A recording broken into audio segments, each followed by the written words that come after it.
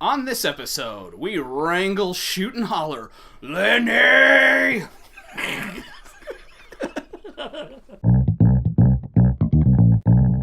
Welcome to Save Every Universe. My name is Al Garcia. I am a Nazi who's done horrible things, and if EA gets their way, you'll feel sorry for me after I slaughter countless Americans. I'm pretty high ranking, so people salute when I pass, but they don't salute with an actual Nazi salute because that's offensive. You don't always get the historically accurate swastikas and On My Little Adventure, but man, EA is the fucking worst, and Battlefield 5 is a joke.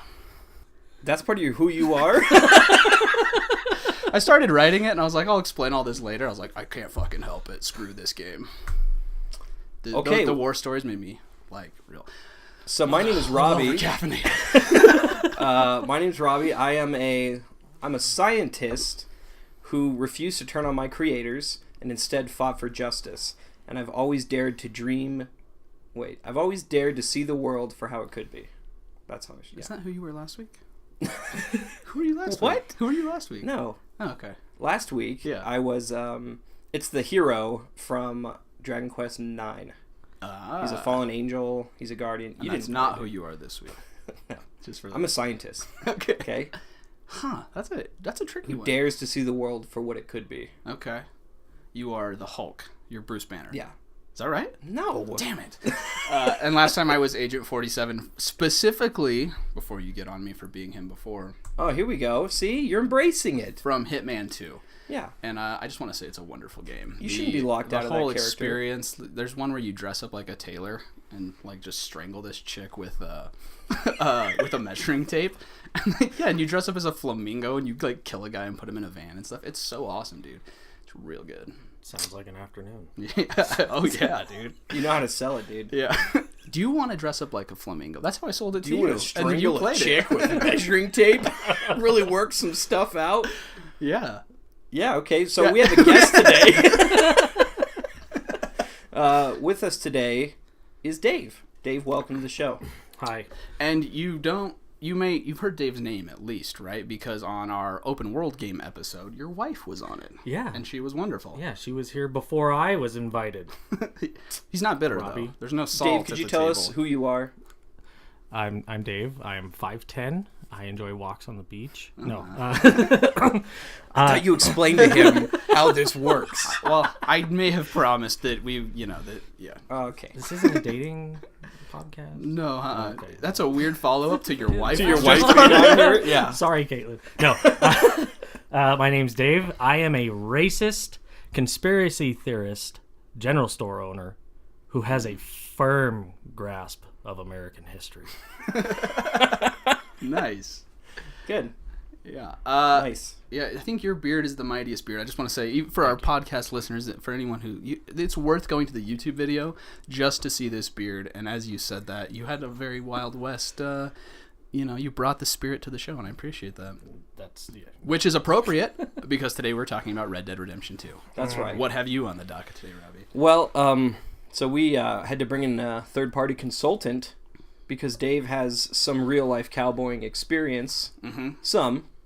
Yeah. Your profession is not... You're not a wrangler. I'm not a wrangler. But Dave, of the three of us, actually has, old Wild West guns. Yeah. He's hunted more, probably, than either of us. He's got all the toys, the experience. You actually are a mountain man of sorts. Sorts. Yeah. He's got the beard. I was in Taos one time, which is like a mountain town here in New Mexico.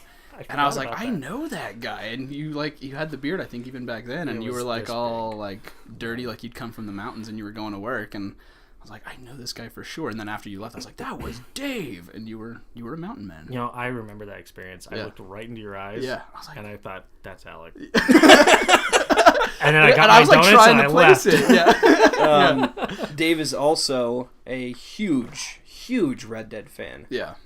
Tell us a little bit about how much you played and how much you like your experience with the game.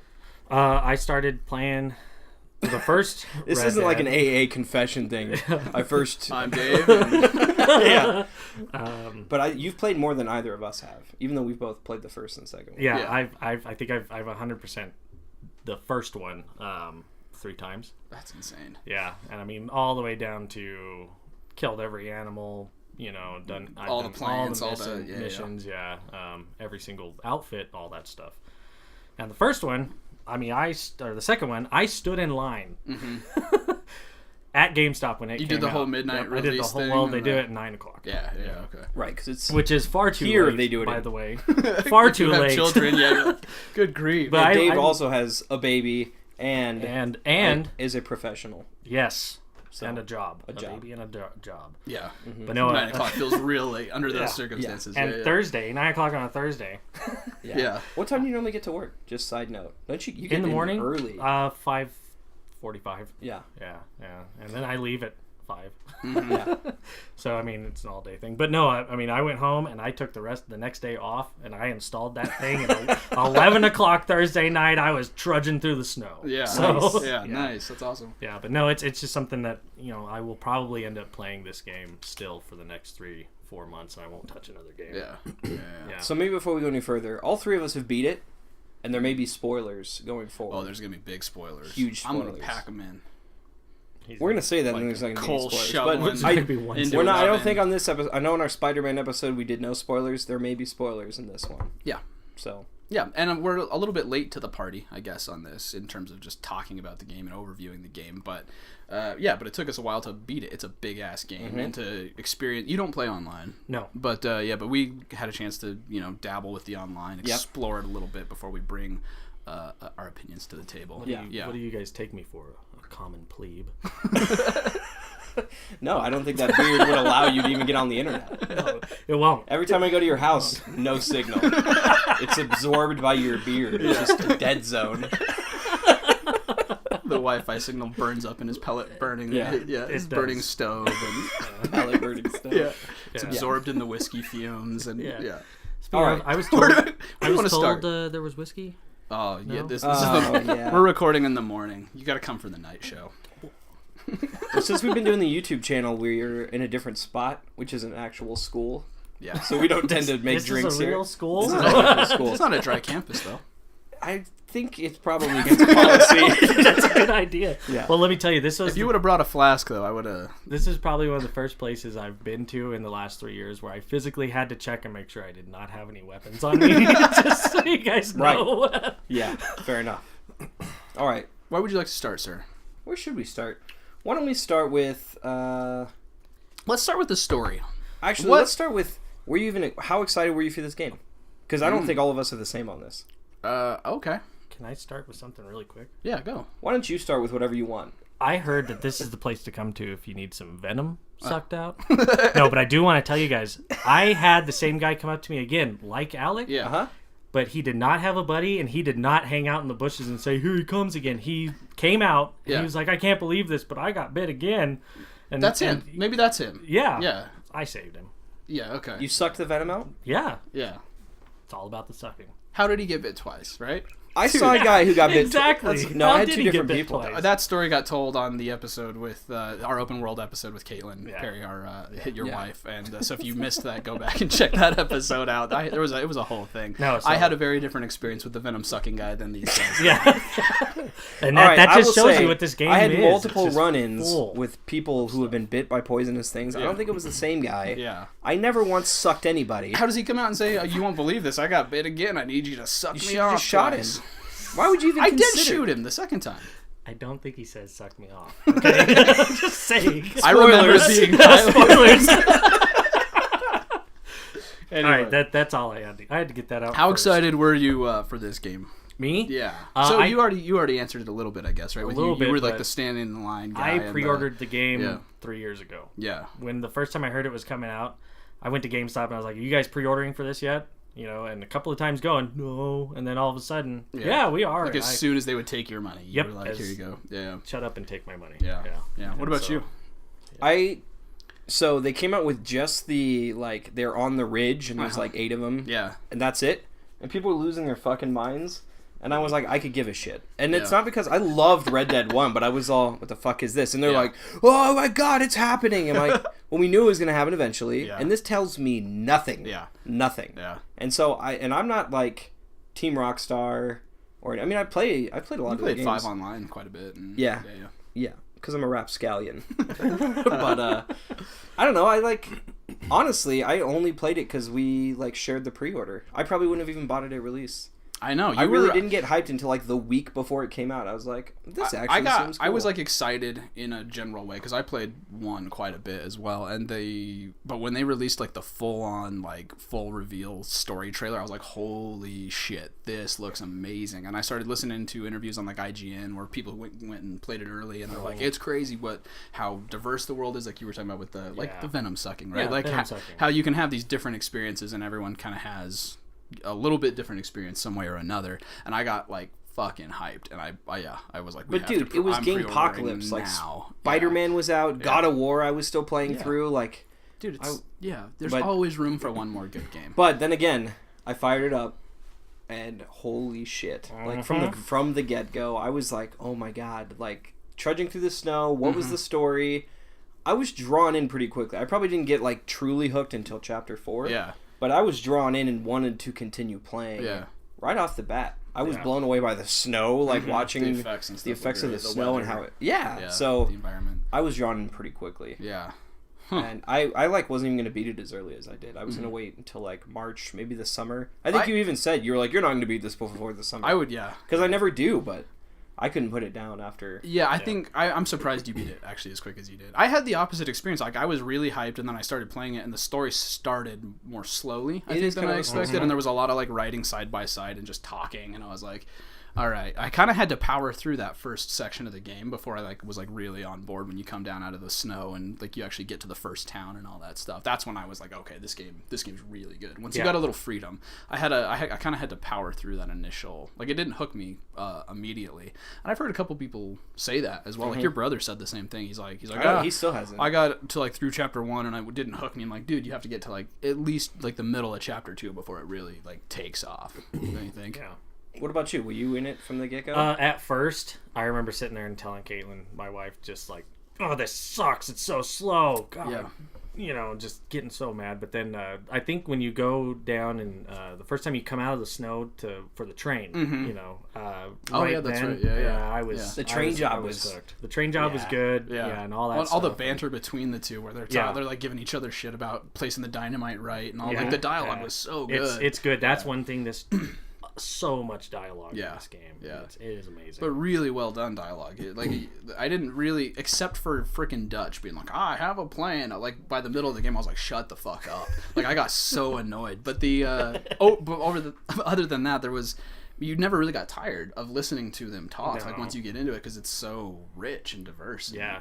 There were only a couple of times in the whole game when I heard a bit of dialogue where I thought, okay, they just recorded one thing. Yeah. And they used that a couple of times for different instances. We talked about it early on, and I hadn't experienced it. By the very end of the game, everything is so heavy that when you start talking to people in your camp, you have this really like serious conversation, and then he's like, "Well, I'll let you get going."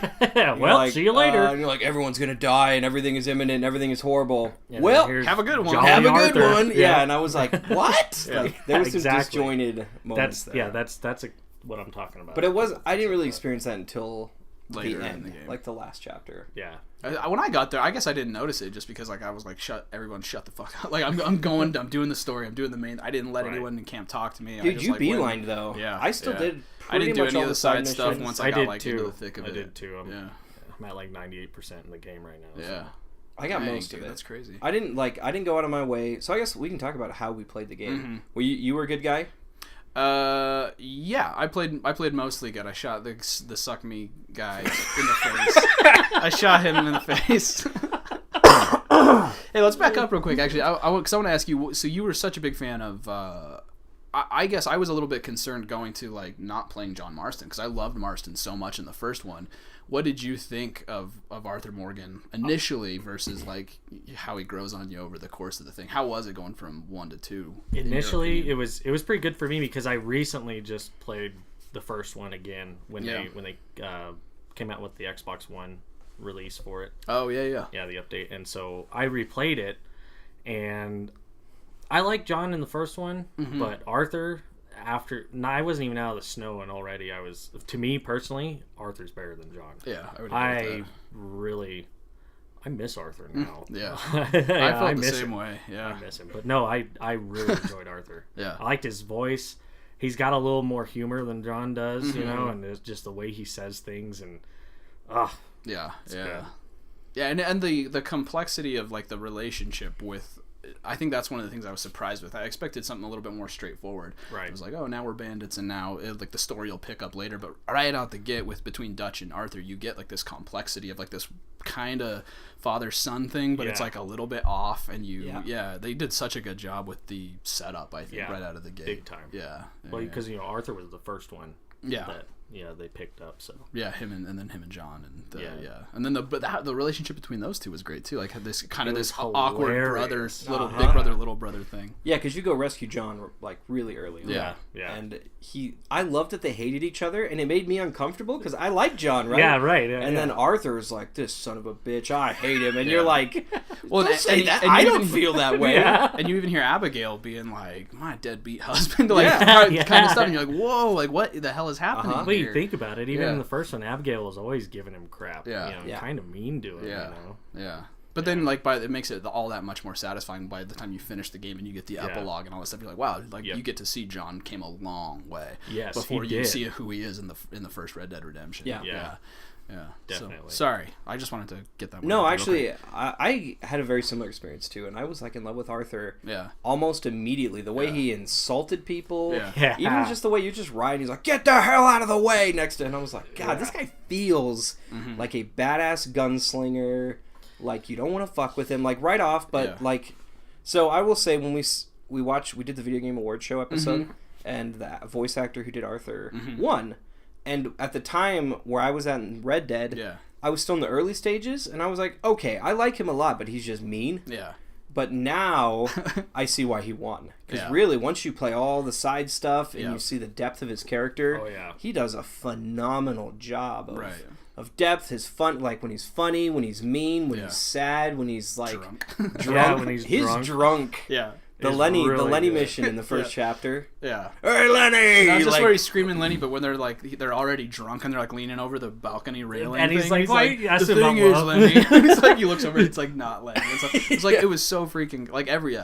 Yeah. was great. I with think it, the best how he part of that delivered was it. when Lenny's like, Arthur, how come you haven't settled down or something? And Arthur just like starts crying. Because goes to nobody sad will love drunk. me. He becomes this sad drunk. yeah, sad drunk. That was good. Yeah. dude, that was good. it's so good. Yeah. That may have been the mission that I was like, Yeah. this is phenomenal. It Yeah. was so different too. Like I did not expect that mission to go the way it did. Yeah. I didn't expect. There's that part where you're about to draw on each other, and then they're all And then line everyone's dancing. line dancing. And Yeah, I was it's I was great. like crying with laughter. Ashley was upstairs like, "Is that what's going on?" Because I was like, "Oh my god, this is incredible!" But it was good. such a good scene though, because it was like it wasn't like a scene that was like, oh, this advances the story. It was No. just No, this side it was thing that just- just yeah. made you love the character, and I think that was one of my favorite things. They had the patience to like do stuff on the side where it's like, okay, this doesn't move them forward in like the Dutch thing, or they're not robbing something, but it's just like it's such a damn good scene because the characters are so freaking good. Every Yeah. side thing was worth it to me. Yeah. There was a mission, I think you said you didn't do it, but there was a mission where you go fishing with Jose and Dutch. Oh, Yeah, yeah, in I the opted boat- to just go in the back. boat. to And you just went back to the camp. Yeah. I went fishing. I went fishing, too. And it was amazing. They sing shanties and stuff on the Yeah. way back, and they Yeah. reflect on like funny stories. Yeah. And like I felt like this richness and these memories, and it's all artificial, right? But Yeah. like this game to me, like that was one of the incredible things it did was capturing. Like it truly felt like I stepped into a window of like this long, crazy life of these characters. Yeah. And they somehow brought that and conveyed that. No, that's it though. But like, yeah, you just immediately believe the relationship between Dutch and Arthur and John is real. That Yeah. there's this history that you like just stepped into the middle of, but it's real and it exists, Yep. and you're just getting. Yeah, it felt so It's- authentic. yeah. Jose too. I actually think. Oh yeah, Jose was good. I thought too, yeah. Jose added such a cool dynamic, and then later when Yeah. that goes away, Yeah. like you feel it. You feel like he was the cement, You definitely feel like that's when everything starts. and then it all kind of Really Dutch really like spiral, lose. yeah. Like he was like the voice of reason, and then once that's gone, like Dutch Boom. just Mm-hmm. it feels unglued. Well, Yep. even that feeling of like the newcomer with what's his name, the wild crazy kid that you like shoot up the town with him in Strawberry and all that. Oh, Micah. Micah. Micah, yeah. Fucking Micah. Micah. But the way badly. I wanted to just punch him. Yeah. I mean, like, him coming in and he's a loose cannon, and, like, Dutch just doesn't see it or doesn't want to see it. Like, anyone who's, like, worked in a business where some new hotshot comes in and the boss just has the rose glasses on, and you're like, what the fuck is happening in this place? Yeah. Or, like, a friend group where someone crazy comes in, and you're like, this isn't a good thing. We shouldn't be doing this. And they just nailed it with the interrelationships and stuff. Like, fantastic. Yeah.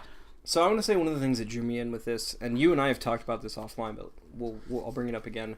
When I first made camp outside of Valentine, I've been camping, and I've been in, like, big camps where there was, like, 100 people, and you're kind of broken off in small, but there's still, like, 20 people in the camp. When I, like, getting up and seeing the smoke and hearing the sounds of, like, camp stirring and cooking and chopping wood, there were things about this world, the lighting of a match. Every time I smoked a cigarette, the little in this touches game, of sound, I could smell the vapors of a match that's just been lit, and like I wanted to go smoke I don't smoke cigarettes, but like I kind of wanted to go smoke one. There was something. I don't think they were getting paid by tobacco companies, but they should have been, because like it felt like it captured it so well. Just the sound and the weird effects and things like that really drew me in. The chopping wood. Do you want to talk about that a little bit? Yeah, how you're a couple of swings in, and then you get the piece of wood stuck, and he actually does what I've done many a times, where you pick up the axe with the wood still attached and smack it on the ground. Yeah. I mean, it was amazing. It was amazing. And you look at the animation, split the way it like. Yeah. And you've chopped, turns out, a lot of wood. Yes. I've chopped quite a lot of wood. Yeah. And that was probably one of the most realistic portrayals of chopping wood I've ever seen. I thought it was kind of satisfying, actually. Okay, rest of the episode about the wood chopping. So the animations of but and that's one thing meets too. The grain. Yeah. Well, that's something too. You notice in almost the whole game, I feel like you don't see a lot of repeat animations. Like say when he's riding his horse, and you'll see him. They do a little shoulder roll every once in a while, or they'll throw their arm out, and just watching them trot through. I was trying to find the loop. I could not find the loop for a long time. It's impressive. It really is. It's all about the little tiny details in this game. There was a lot of tiny little details. The way animals are skinned is even different. Whether it's a rabbit or a deer or like an elk, which is they could have done the same animation with a deer and an elk, but they don't. No, they don't. And a bear. I mean, and the fact that you grab that rabbit and you just like just rip the whole thing off. Does it actually work? It does. It does to an extent. Really, with a rabbit, you can take it, put it across your leg, and just squeeze on its back, and everything inside will come out one end. Yeah. Oh. There's nothing holding a rabbit together. I'll just tell you that right now, okay?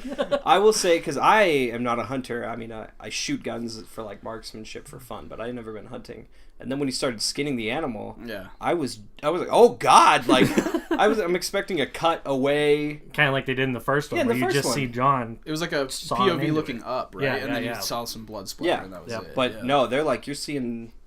And the sound, the sound of it as he pulls the skin off, cuts it off the back, is very realistic because that's the tendons and everything separating from the skin. I mean, they got that sound. Really? Yes. Oh my god. Yeah, they did. I remember the first time I like cut off the antlers of a elk, and I was just like, and my kids walked up when I was doing this, and they're like, "Oh my god, what's happening?" And I was like panicked because I was like.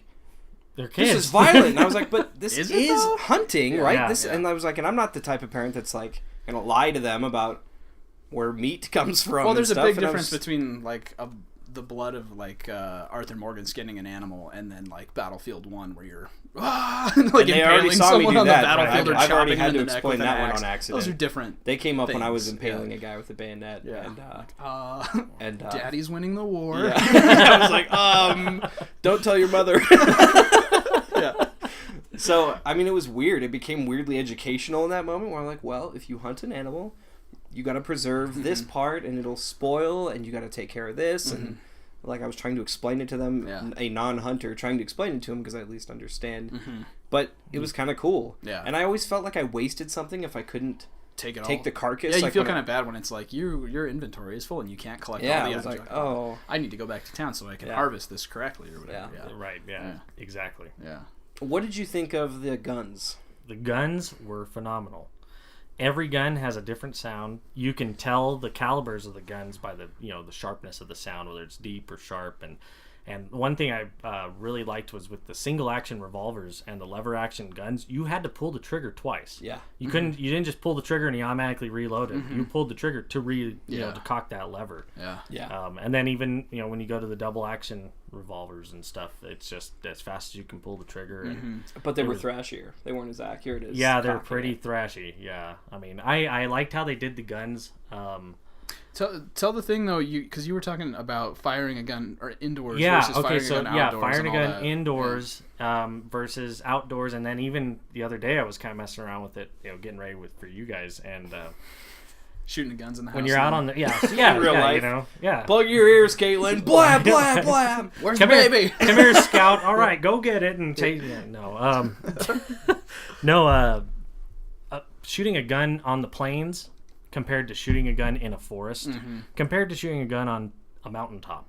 I mean, you're on the plains. It's just a regular, like you would imagine a gun to sound. But the second you start shooting one in the forest, it's compact and it's like it's muffled because of the trees and stuff. Yeah. Go up on a mountaintop, take out your sniper rifle, and just shoot it, and it is the most epic gun sound. It echoes forever. Yeah, it's amazing. Yeah. It's amazing. They did a really good job. I feel like they could have done a little better with the improving of the firearms. They were upgraded rifling. Well, it only gave me a little sliver, of damage. Yeah, I felt like, I'm usually not into those kind of mechanics in a game, but I felt the same thing. I was like, this is a little bit shallow. Like, I wish it would be cool if you could like pick the engraving down the side of the barrel. Or, there could have been some cool touches. I mean, it felt like you could choose your wood grain, and then there was like 3 or 4 upgrades you did, and then you were done, and that was it. Well, I guess they kind of did it with the ammo, the different types of ammo. Oh, that's true. I never changed my ammo. I did a couple of times.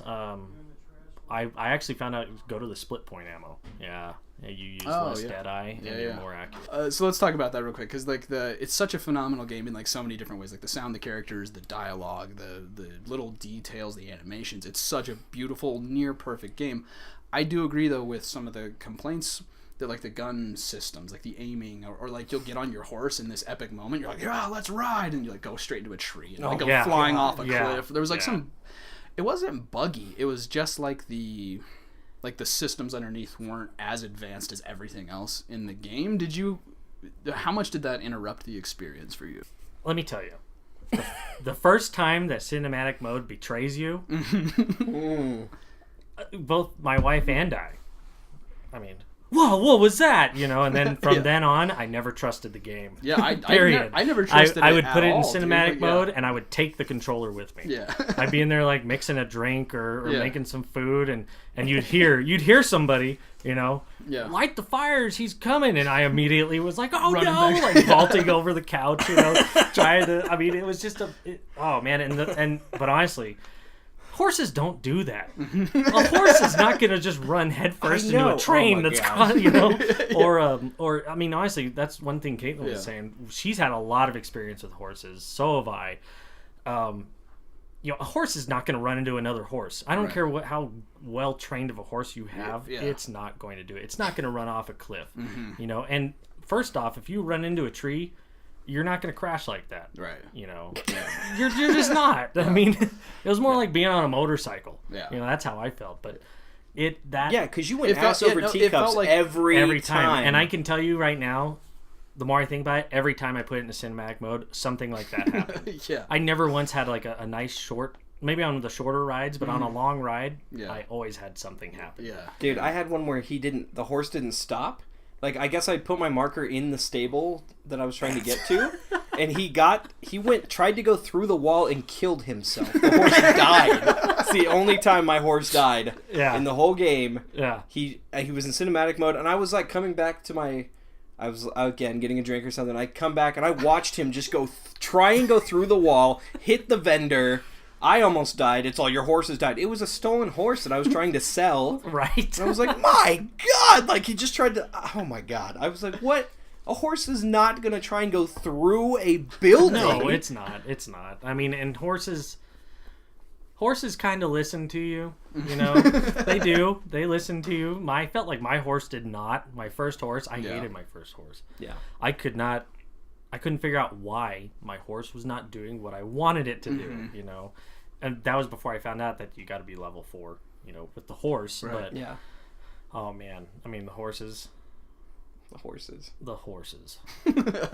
Yeah, it felt more like when you're riding. I remember like the moped in like Vice City, and you'd hit like a meter or something on the side of the road that you think you should be able to plow through, and you just, it felt more like that than it did an experience that was true to all the other realism in the game. So I want to say my biggest complaint.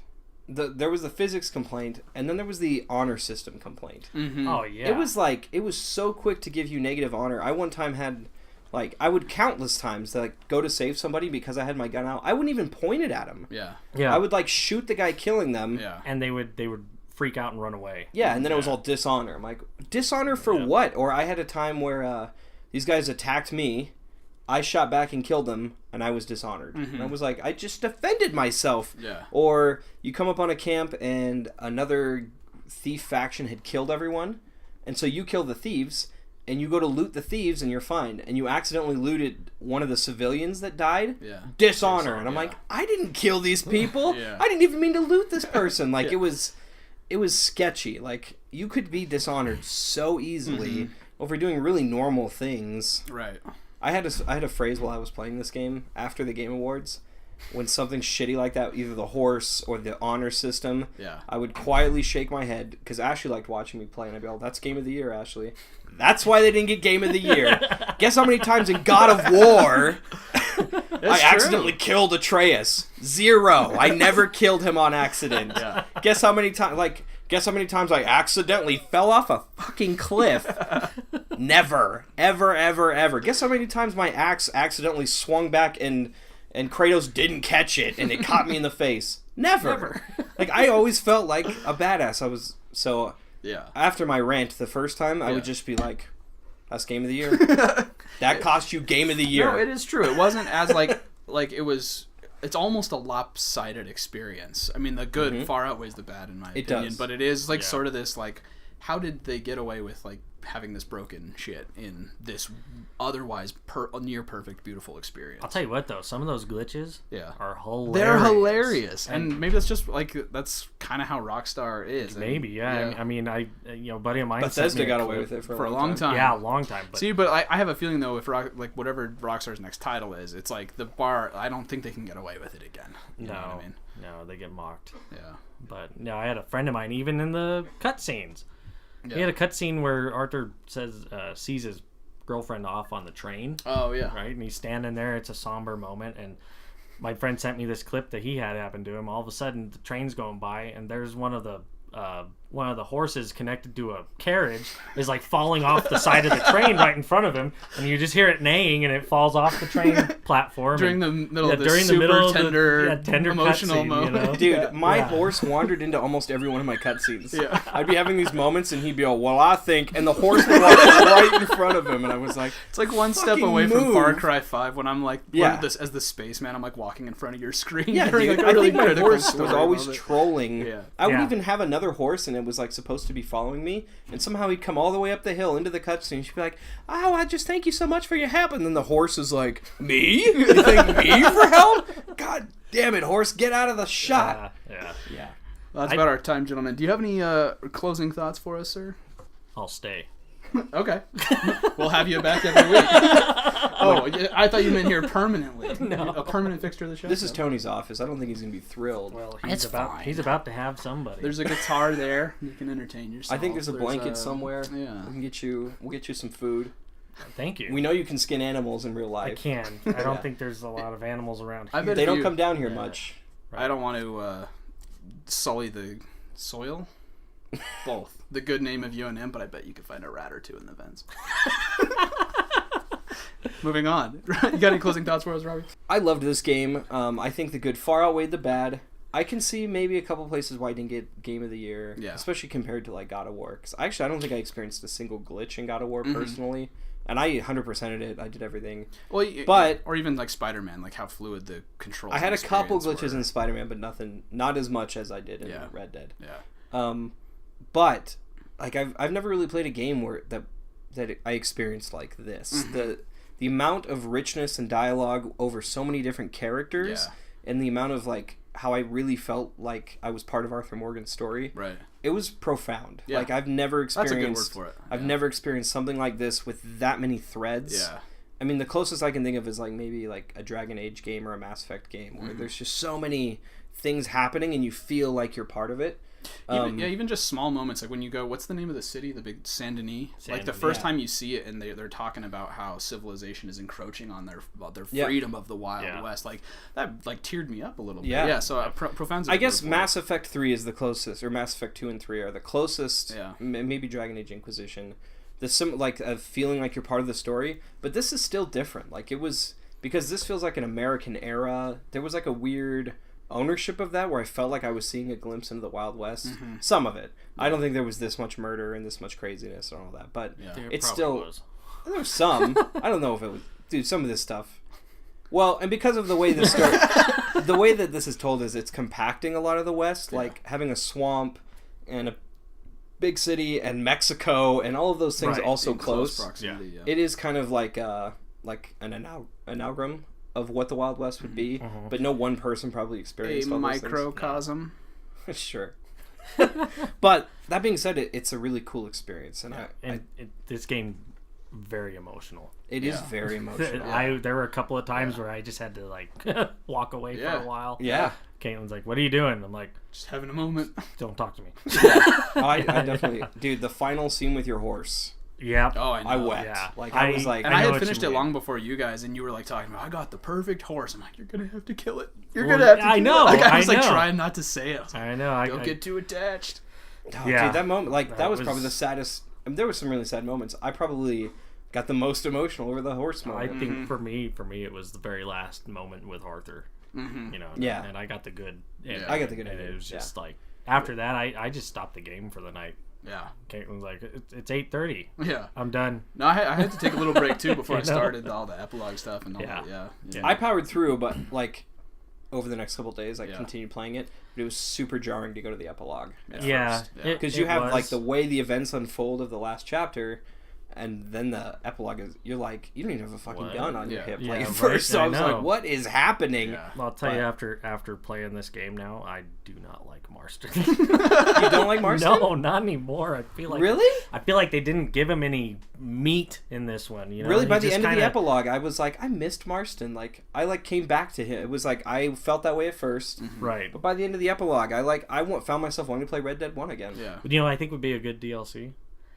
Red Dead 1. So Yeah. you play I thought the the same first, thing. you play Uh-huh. 2 all the way through to the end. If you could just go straight into and then the, but it'll show you, you know, the little things like how Abigail and Jack got were stolen away. Yeah. Why is John coming back to Blackwater on a boat?